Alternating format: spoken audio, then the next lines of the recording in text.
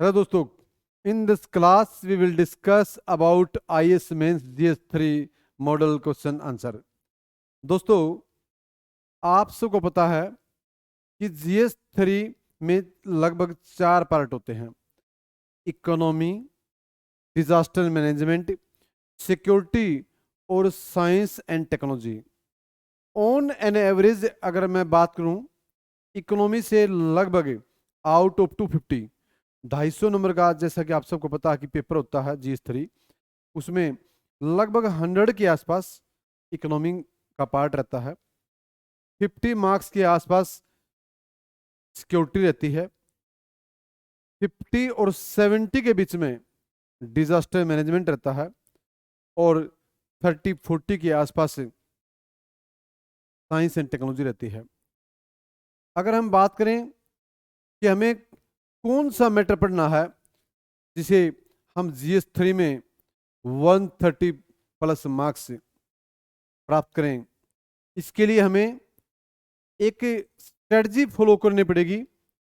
जैसे मैं बताऊं आपको, इकोनॉमी के लिए, यदि आप इकोनॉमी के लिए नीति आयोग की कोई रिपोर्ट है, सस्टेनेबल डेवलपमेंट गोल्स जो यूएनओ के हैं 17 गोल्स, अगर वो आपको याद हैं, इकोनॉमिक सर्वे याद है, बजट आपको पता है, अगर आपको वर्ल्ड बैंक की कोई रिपोर्ट है, IMF की कोई रिपोर्ट है, फैक्ट है, डेटा है, IMF का, वर्ल्ड बैंक का, नीति आयोग का, बजट, सर्वे, खासकर स्पेशली मिनिस्ट्री ऑफ एग्रीकल्चर की जो स्कीम्स हैं, को डेटा है, फैक्ट है, और रेगुलर कोई आप न्यूज़पेपर पढ़ रहे हो, तो आपका जो इकोनॉमी वाला पार्ट है, आप उसमें मैक्सिमम मार्क्स प्राप्त कर सकते हो।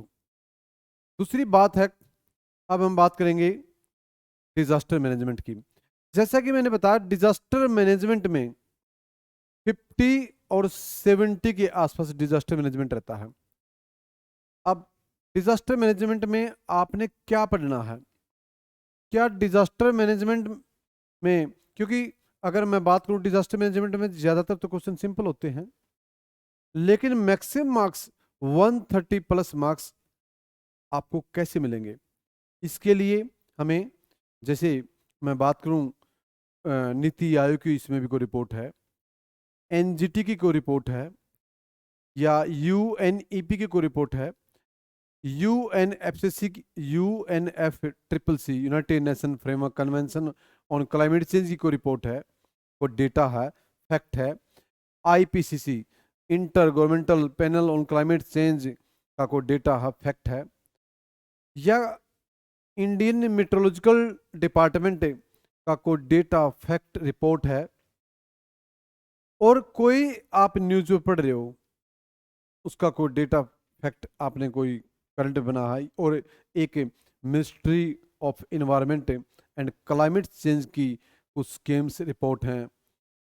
यदि आप इन पर फोकस करोगे और एक वैल्यू एडिशनल काम करोगे, तो आप श्योरली GS3 में 130 प्लस ला सकते हो। थर्ड बात आती है सिक्योरिटी की। देखिए, सिक्योरिटी के लिए ऑन एन एवरेज पिछले कई साल से सिक्योरिटी में 50 के आसपास मार्क्स का सिक्योरिटी पूछा जा रहा है, सिक्योरिटी से रिलेटेड क्वेश्चन पूछे जा रहे हैं। सिक्योरिटी में आपको क्या करना है, सिक्योरिटी के लिए आपको एक तो जैसे मिनिस्ट्री ऑफ डिफेंस की कुछ reports, fact, data, ministry of home affair, एक ministry of defence, ministry of home affair, या IB है, या इंटरनेशनल ब्यूरो जैसे मैंने बताया, जो, या रो है, या हमारे जितने बॉर्डर स्टेट हैं, जैसे हाल ही में अभी पहलगाम अटैक हुआ, क्योंकि आपने देखा कि हर साल जम्मू कश्मीर से रिलेटेड या नॉर्थ स्टेट जो बाउंड्री के स्टेट हमारे, उनसे क्वेश्चन UPSC जरूर पूछ रही है।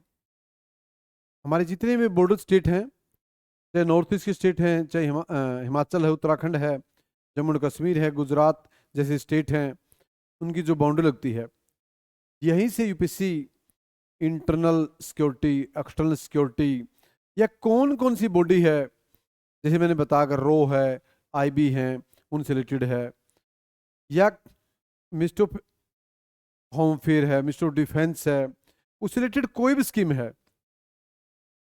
अगर आप इन पर अपनी पकड़ अच्छी बनाते हो तो आप सिक्योरिटी में भी अच्छे मार्क्स ला सकते हो। अब बात आती है लास्ट में, जहां से सबसे कम क्वेश्चन पूछे जाते हैं, वो है साइंस एंड टेक्नोलॉजी GS3 में। साइंस एंड टेक्नोलॉजी में एक ही बेस्ट तरीका है और कुछ नहीं करो। एक आप विजन 365 का जो साइंस एंड टेक्नोलॉजी वो पढ़ लो, और एक द हिंदू का जो साइंस टेक का पेज आता है वो पढ़ लो। उसे अलग आपको पढ़ने की जरूरत नहीं है, क्योंकि ये पार्ट काफ़ी बड़ा होता है। लेकिन यहाँ से जो क्वेश्चन पूछे जाते हैं वो मात्र 2 या 3 है, एवरेज 2 ही पूछती है यूपीएससी, कभी 3 भी पूछ लेती है। इसलिए साइंस एंड टेक्नोलॉजी में विजन 365 का साइंस एंड टेक और एक द हिंदू का साइंस एंड टेक पढ़ लो, इसे अलग आपको पढ़ने की जरूरत नहीं है। ये था एक परफॉर्मा। यदि आप भी IAS मेंस GS3 में 130 प्लस मार्क्स लाना चाहते हैं तो आपको ये स्ट्रेटजी एडॉप्ट करनी होगी। यदि आप फैक्ट, डेटा या कोई रिपोर्ट GS3 में नहीं डालते तो आपके मार्क्स ज़्यादा नहीं आएंगे, आपके मार्क्स 70 और 90 के बीच में रहेंगे। 70 और 90 मतलब ये जो GS3 का पार्ट है, ये न केवल IAS मेंस में, बल्कि आप डिफरेंट जो स्टेट पीसीएस की तैयारी करते हैं, जैसे हरियाणा पीसीएस है, हरियाणा सिविल सर्विस HCS में भी 200 का पेपर आता, आप सबको पता है कि उसमें भी जनरली कभी HPSC 20 क्वेश्चन पूछ रही है, क्योंकि वो पेपर 200 का है। 20 question, every question has 10 marks. तो कभी हरियाणा सिविल सर्विस 6 मार्क्स के 10 और 14 मार्क्स के 10 ऐसे पूछ रही है।